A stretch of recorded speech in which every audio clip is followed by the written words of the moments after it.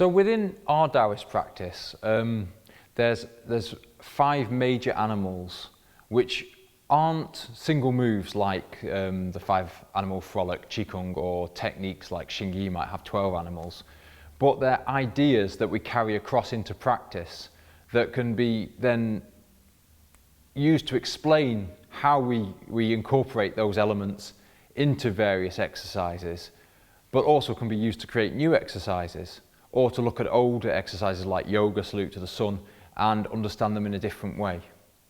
And those 5 animals are the deer, and the deer is really clenching the anus and pulling up the groin a little bit. Because the old Taoists noticed that deers were abundantly strong, had lots of jing, had good structure, they butted their heads together, they had power, the stags did.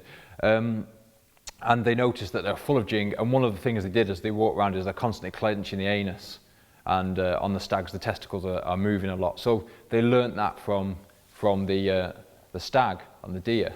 So they termed that technology, whether it's standing there for a minute and sucking up as hard as you can in the iron body, or the more gentle, slight suck-ups you might do in the deer exercises, or even as they come in Tai Chi, for example. If you do a number of sets of Tai Chi, if you've done it right at the end of it, your testicles, if you're a man, will be pulled up quite strongly. So you can see that is happening even if you weren't consciously aware of it. So that would be termed in our practice, in our Taoist practice, as deer. That's the deer aspect of things. The next one's a little easier to understand. It's crane. Crane refers to a trinity.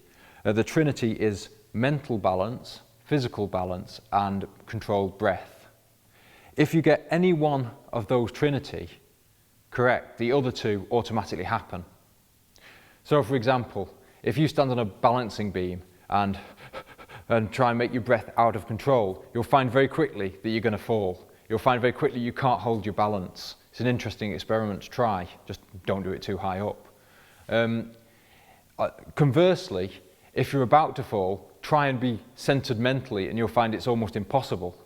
So these 3 things work together, and the best way to unify the mental and physical balance is through control of the breath. So anytime we do controlled breathing, whether it's soft, slow Qigong, or whether it's with our iron hand, or whether it's a powerful reverse breath, so long as it's a controlled breath to achieve a result in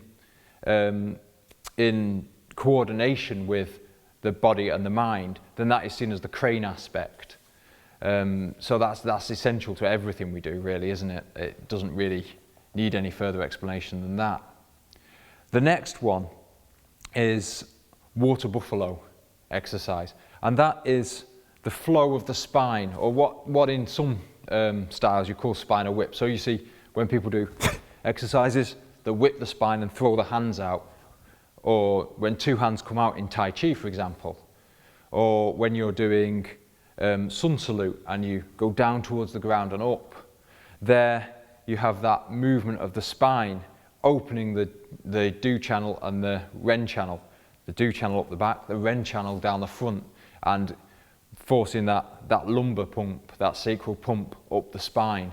That is seen as a water buffalo exercise. And you'll see, again, if you look at old yoga, you'll see all these things are in it across the board. The next one is the tortoise neck. The tortoise neck is about lifting the neck up as you look down and opening as you look up. This opens and closes the great hammer in the back. This is seen as a point where a lot of energy gets caught, so it's a way of moving the energy through the spine. Again, if we look at that example of the sun salute, as you come up, you look back. As you go down, you look forward. So within movement, it's very easily incorporated. Even on a more simple level, you've got very basic exercises like stretches where you come forward and then back, and you're opening and closing that joint.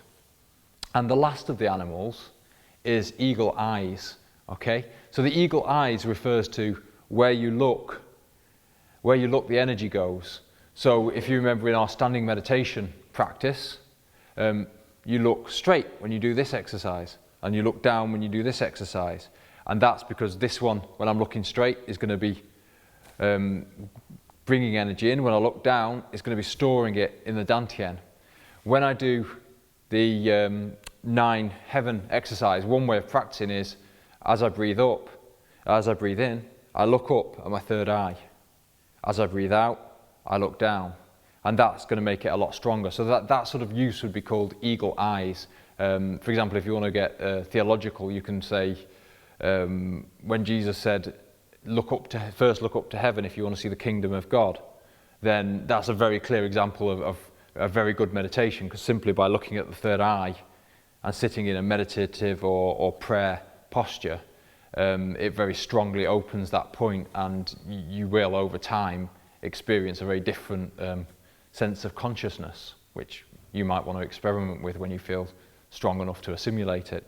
So you've got those 5 animals and the interplay of those 5 animals and awareness of the interplay of those 5 animals, whether in a fixed method or whether in free movement, ye mind created practice, is absolutely essential to our understanding of Taoist alchemy.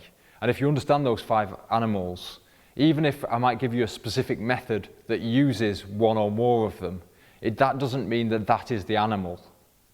That doesn't mean that, oh, now I know eagle eyes because I look down when I go to the dantian and I look up when I want the energy to rise. Because it's a much more all-encompassing practice than that. And if you understand it, you really have the roots of all Taoist alchemy. Although other Taoist sects might talk about them in different ways, they might not use the same animals for the same exercise, or they might not use animals at all. They might use a completely different set of terms. That's not the important bit. It's not what the technology is called that's important. It's the concept behind it. And once you've got the concept behind this, you really have a very powerful way to control the inner organs, the endocrine system of the body, and develop it in whatever direction you want to.